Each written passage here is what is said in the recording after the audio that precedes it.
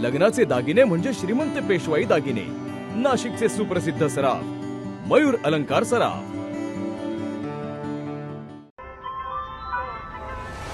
ताज्या बातम्यांसाठी नाशिक न्यूजच्या YouTube चॅनलला सबस्क्राईब करा आणि बेल आयकॉनला प्रेस करा.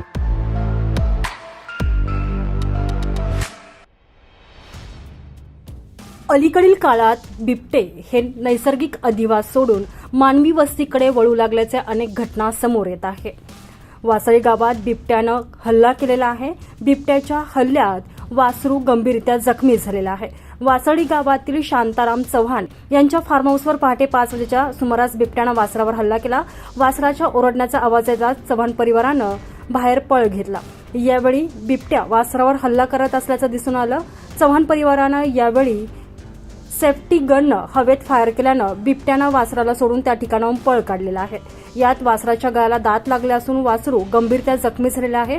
जखमी वासरावर तातडीनं उपचार करण्यात आलेले आहे.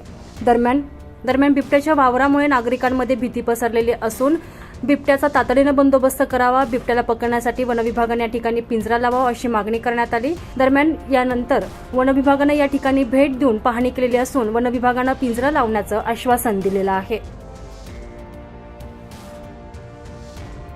संजय परमार, नाशिक न्यूज, नाशिक.